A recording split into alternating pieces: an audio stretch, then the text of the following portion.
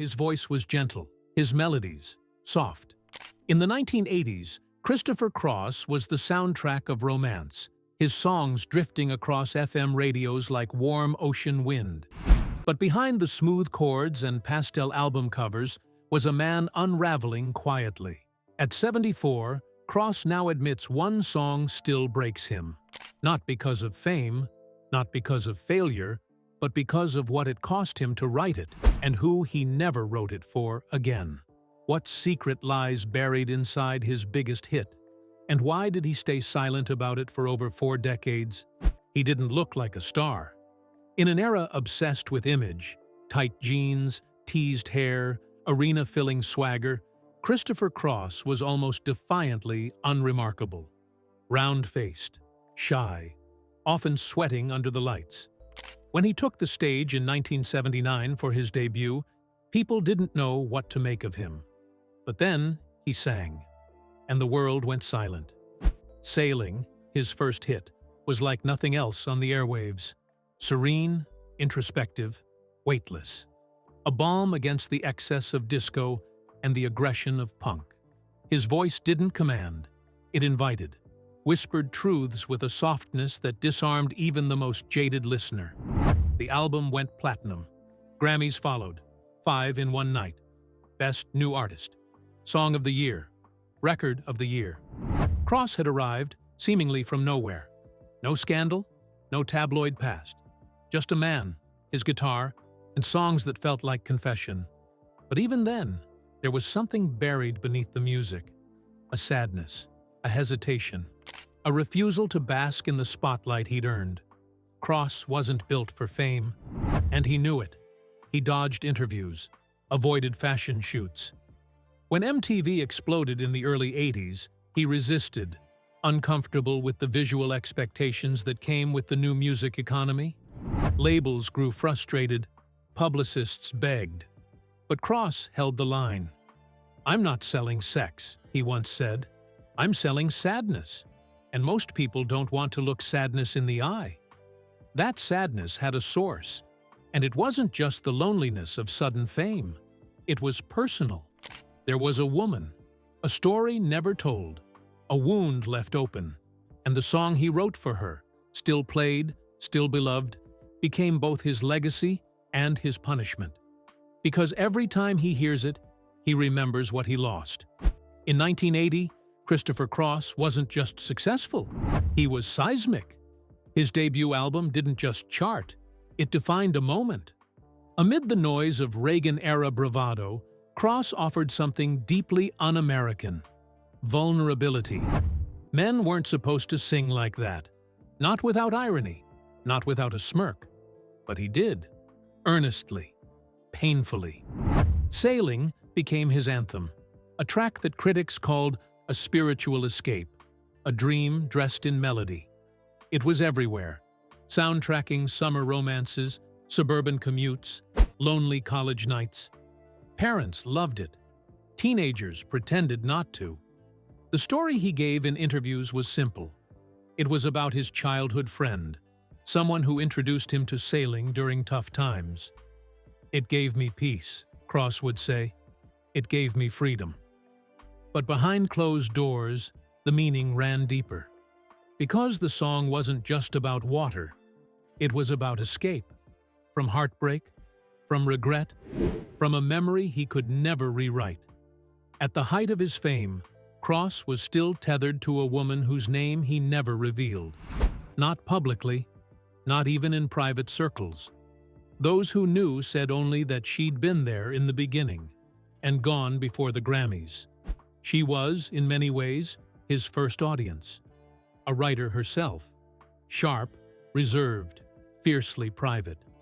They met in the mid-70s at a songwriters' showcase in Austin. She liked the way he looked at the floor when he sang.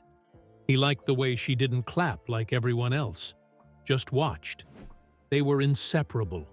Collaborators, lovers, co-conspirators in a world that didn't yet believe in either of them. But when his career took off, cracks began to form. She refused to move to Los Angeles.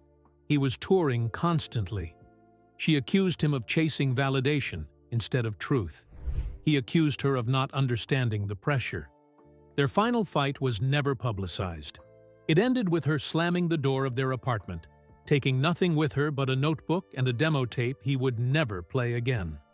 Weeks later, Sailing was recorded. He never admitted it. But friends knew. The song wasn't for the childhood friend. It was for her. Not a tribute. A funeral. And every time it played on the radio, in grocery stores, in elevators, at weddings, Cross heard her leaving all over again. It began as a melody in the dark. In the weeks after she left, Cross stopped writing, stopped eating. He stayed in a rented bungalow near the beach, alone, answering only to his producer and label. They gave him space. They had no choice. He was their golden goose, but even geese grieve. Then, one night, while fiddling with a borrowed Stratocaster, the first notes of what would become Think of Laura drifted out. It wasn't meant to be a hit. It wasn't even meant to be heard. The public would later associate the song with another story, a college tragedy, a senseless death. And yes, that was part of it. But Cross has now admitted, the melody had been living inside him long before that girl was killed. The chords, the tone, the fragile optimism, it was hers, his lost love. Think of Laura was about all the people he couldn't protect, and she was first on that list. He didn't speak her name in the lyrics. That was intentional. She hated public declarations, called love songs lazy storytelling. But he wanted her to hear it and know, to feel the apology he never managed to say out loud. It worked. One night in 1984, after a concert in Chicago, he found a note slipped under his hotel room door. Typed, "No return address. Stop writing about me. Start forgiving yourself. L." He never saw her again, but he kept writing about her. Through albums that flopped, through critical mockery, through the slow, humiliating fade from household name to nostalgia act, she haunted every verse, every harmony. Even when the public had moved on, he hadn't. Because she wasn't just his muse. She was the last part of him that believed in music for its own sake. Years later, in a rare moment of candor during a local radio interview, Cross said, "There are songs you write to remember. And then there are songs you write because forgetting would kill you." He didn't clarify which song he meant, but everyone in the studio knew. And when the host played Think of Laura to close the show, Cross turned away from the mic and wiped his eyes. It was supposed to be the pinnacle. On February 25, 1981, Christopher Cross walked into Radio City Music Hall as a promising newcomer. By the time he left, he had rewritten music history. 5 Grammy Awards. In a single night, he had dethroned veterans, silenced doubters, and cemented himself as a symbol of quiet brilliance. But if you look closely at the footage, grainy, overlit, saturated in that 1980s televised sheen, you'll see something most missed. A flicker in his eyes, a smile that doesn't quite reach, applause that lands like thunder while his shoulders stiffen rather than swell. He was grateful, humbled, but not whole. Because that night, Christopher Cross told the biggest lie of his career, that he was happy. Backstage, while being pulled in 10 different directions, posing for photos, fielding interview requests, clutching gold-plated gramophones, he was silently enduring the sharp absence of the one person he wished had been there. She wasn't. Not because she wasn't invited, but because she refused to come. They hadn't spoken since the note. L, as she was now known only in his journals, had retreated from every piece of his public life. He didn't know where she lived. He didn't even know if she still wrote music. But he knew, without question, that every note he played that night was for her, and she didn't hear any of it. The industry didn't notice. They were too busy celebrating the unlikeliest of stars. Critics hailed him as the future of soft rock. His name trended in newspapers. Journalists compared him to Paul McCartney. And yet, inside, Cross felt like an imposter. He hadn't made it. Not really. He had succeeded in the exact moment he'd lost the only person who believed in him before the world ever cared. Later that night, at the official Grammy after-party, Cross slipped away from the crowd and stood alone on a balcony. The LA skyline stretched out like a promise he no longer believed in. In his pocket, he carried a photograph of her. A candid, blurry Polaroid, she once joked, made her look like a ghost. In the background, someone played Sailing on a portable cassette deck. He couldn't listen. He walked away. When asked years later about that night, Cross offered a generic reply. It was surreal, beautiful, humbling. But now, in his 70s, he's admitted what he couldn't then. I felt like I'd just been handed the whole world, he said, and realized she was the only thing I couldn't get back. She never wanted to be famous. That was the first thing Christopher Cross loved about her. Elle was the antidote to Los Angeles, the quiet in a city built on noise. She wrote music like it was a form of meditation, poetry, harmony, and space. She said more with a single chord progression than most artists said in a whole album. They met before the suits, before the contracts, in a borrowed studio with bad insulation and a single shared microphone. They were both broke, both hungry, both skeptical of the machine looming on the other side of success. She challenged him, questioned every lyric, demanded honesty in melody. When he tried to write formulaic pop, she'd shake her head and say, "I don't believe you." And when she left, when the momentum of his rising career collided with her unwillingness to be consumed by it, she didn't just walk out of his life. She took a part of him with her. Friends described Elle as enigmatic, elusive.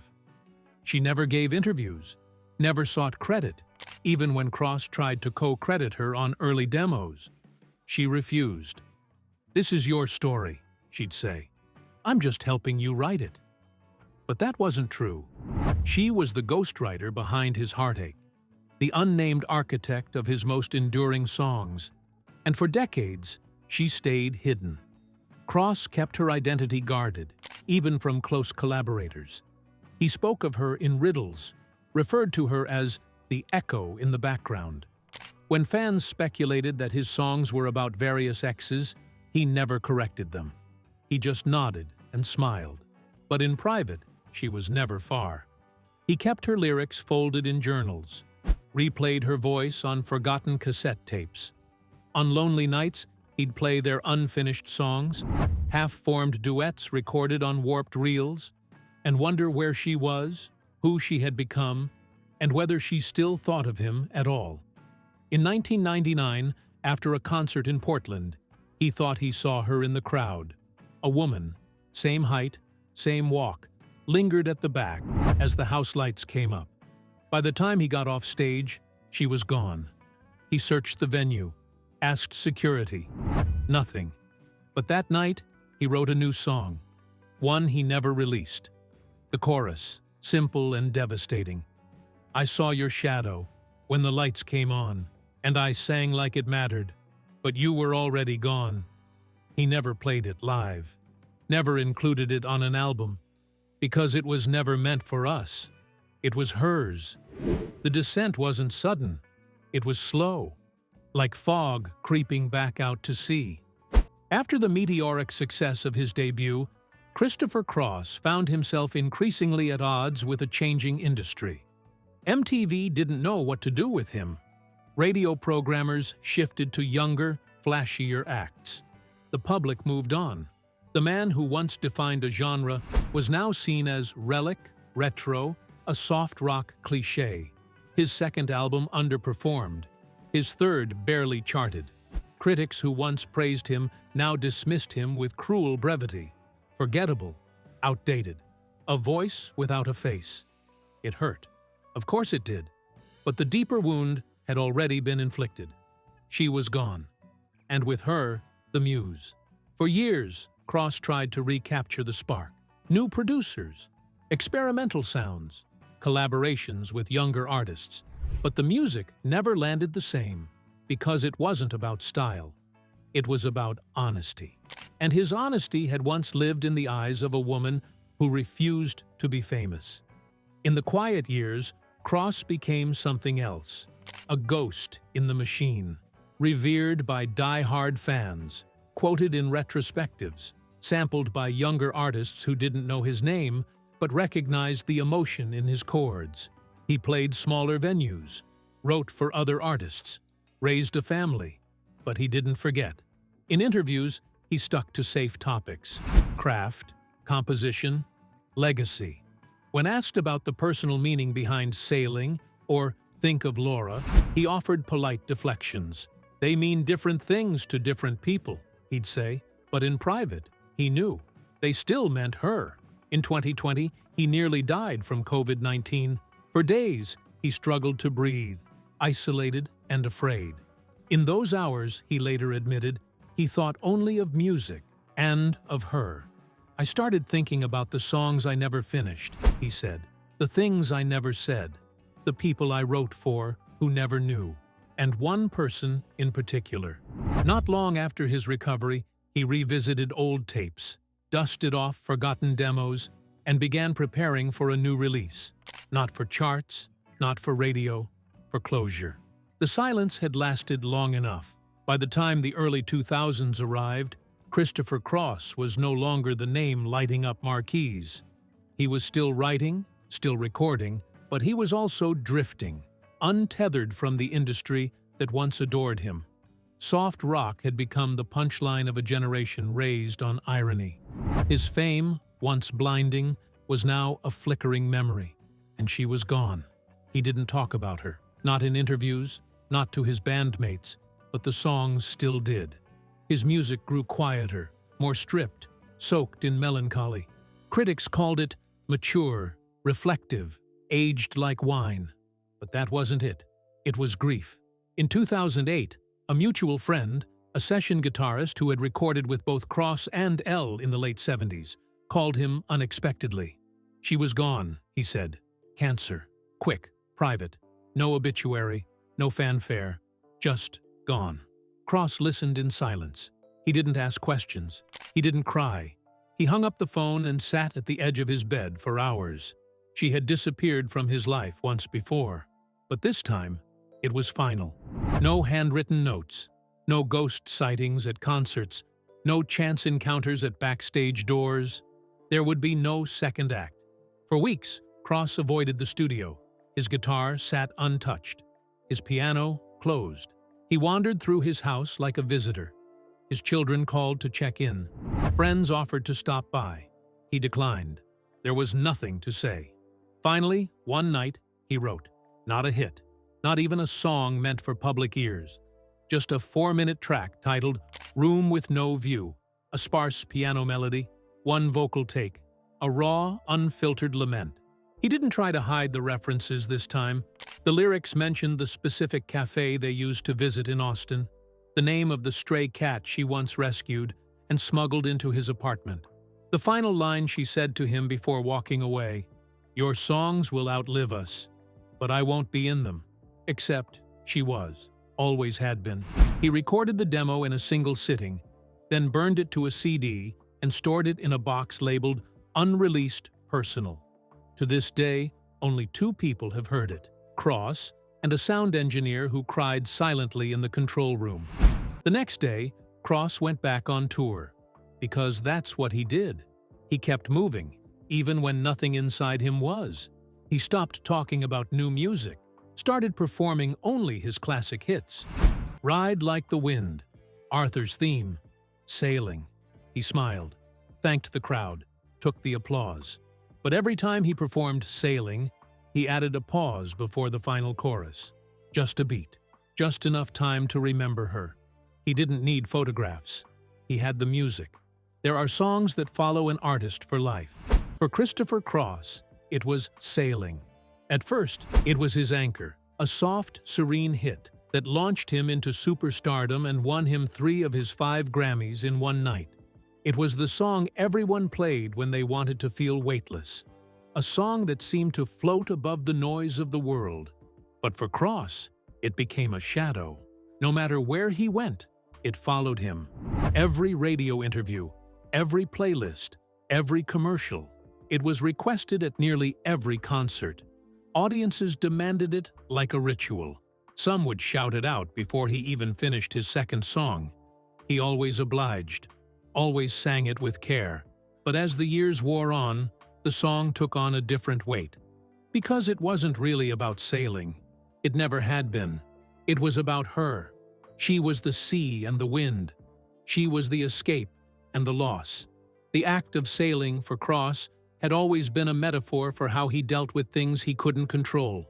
Love, fame, abandonment. And the irony was cruel. He had written his most beautiful song about the thing that hurt him most. In private, he struggled with it. There were nights, especially during long tours in Europe, when he'd leave the stage mid-set, unable to sing it. He'd offer excuses, a sore throat, a malfunctioning monitor. But the truth was simpler. He couldn't face her memory that night. During a small gig in Vermont in 2012, he altered the lyrics. Just one line. Subtle, easy to miss. Instead of, "The canvas can do miracles," he sang, "Her silence can do miracles." Only a few fans noticed. One tweeted about it, asking if it was intentional. He never responded. There were times he tried to reclaim the song. He performed it with orchestras, tried EDM remixes, even a live acoustic version in a candlelit cathedral. Each time, he hoped the arrangement might change how it made him feel. It never did. In the 2010s, as soft rock experienced a nostalgic revival, Sailing gained a new audience. Younger listeners discovered it through streaming services. Music critics reappraised its brilliance. It became a vibe, a TikTok backdrop, a lo-fi sample. Cross watched it all with a mix of pride and detachment. They heard the melody. He heard the goodbye. He once told a close friend, "That song keeps me famous, and it keeps me broken." In 2017, during an anniversary tour, Cross opened the show not with Sailing, but with Silence. A single spotlight. A brief recording of ocean waves. Then he stepped forward and said, "This song isn't about boats." The crowd laughed, unsure. He didn't explain. He just played it, and left a piece of himself there, again. Every time he performed Sailing, he knew he'd never escape her. And maybe, in some way, he didn't want to. He hadn't planned on confessing. Not that day. Not during what was supposed to be a routine podcast interview, buried deep in the digital trenches of niche music retrospectives. The host, a soft-spoken fan in his 30s, was doing a special on Grammy winners who had faded from the mainstream. Christopher Cross, as always, agreed humbly. He didn't need the spotlight anymore, but he never declined an invitation to talk about the craft. The questions were gentle, predictable. What was it like to win 5 Grammys in one night? Did you ever think Sailing would become a generational anthem? How did it feel to watch your sound fall out of fashion? Cross answered them all with practiced grace. He was diplomatic, grateful, aware of his legacy, if a little weathered by it. Then came the question that changed everything. Is there one song that still breaks you? Even now? There was a long silence. The host, clearly aware of the weight in the pause, tried to backtrack. "Sorry, I know that's a heavy one. We can skip." "No," Cross interrupted. His voice wasn't irritated, just still. "It's a fair question." He didn't say Sailing. He didn't say Arthur's Theme. He didn't say any of the hits that still echoed from a golden past. Instead, he said, "There's one I never released, and it's the one that still wrecks me." The host leaned forward, clearly not expecting this turn. "I wrote it for someone," Cross continued, "a long time ago, before I knew what fame does to people, before I knew what I'd given up." He didn't name her. He never would. But the floodgate had cracked. He spoke of her in fragments, the way she challenged his rhymes, The way she would sit, eyes closed, while he played new melodies for her, then offer a single line of critique that would reframe the entire song. How she disappeared just before the spotlight found him, and how every note since had been haunted by that absence. The host, sensing something profound was unfolding, asked, "Did she ever hear your music again?" Cross nodded slowly. "I think so, but she never reached out. Except once." He recounted the typed note left under a hotel room door. "Stop writing about me. Start forgiving yourself." No signature, no return address. The audience never knew about that note, nor about the years of silence that followed, nor that the final song she inspired, "Room with No View," was locked away on a demo tape he couldn't bear to revisit. By the end of the interview, Cross's voice had grown softer, more brittle. "I spent most of my life writing about someone who stopped existing in the world years ago," he said, "but she never stopped existing in the songs." The podcast went live 2 days later. It didn't explode at first, but slowly the internet took notice. Reddit threads began dissecting the episode. Twitter lit up with speculation. Who was the woman? Why hadn't he released the song? Why now? Cross ignored the noise. But 2 weeks later, he quietly uploaded a track to his personal website. It was called The Last Verse. No press release, no announcement, just an MP3, stripped bare, vocals, piano, and silence. The lyrics were devastating. "She lived in the silence, between every line, and I sang like a liar, every time I called her mine." Fans listened and wept, because this wasn't the music of a man chasing relevance. It was the music of a man finally telling the truth. He still lives in Texas. Not in the mansions you'd imagine for a 5-time Grammy winner. Not in a penthouse filled with memorabilia. Just a modest home in a quiet neighborhood outside Austin. Guitars lean gently against walls. Photos from the early days gather dust. Awards sit on shelves behind plants that have grown to partially hide them. Christopher Cross is not hiding from the world. He's simply done performing for it. Now 74, he moves slower. His voice, though still distinct, carries the rasp of decades lived in harmony and regret. He walks with the stiffness of age, but sings with the clarity of someone who has finally stopped lying to himself. In recent years, he has become more reflective, more open than anyone ever expected. Not because of a rebrand, not because of a PR pivot, but because time has stripped him down to only the essentials. And the truth is essential now. He speaks about her, never by name, but with unmistakable reverence. "She was the one," he says plainly, in interviews and to friends. "The one I measured everything against. The one I never got to write a happy ending with." He keeps her old letters in a drawer, still unopened. He says he's waiting. For what? He isn't sure. Maybe the courage. Maybe the right melody. Maybe never. "I know what they say," he told one interviewer, "that sailing is a song about freedom. But that's not really what I wrote. I wrote about escape. I wrote about her."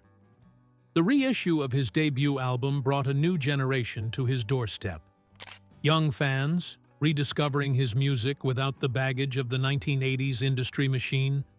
And when they ask about his early work, he no longer pretends it was just about sound.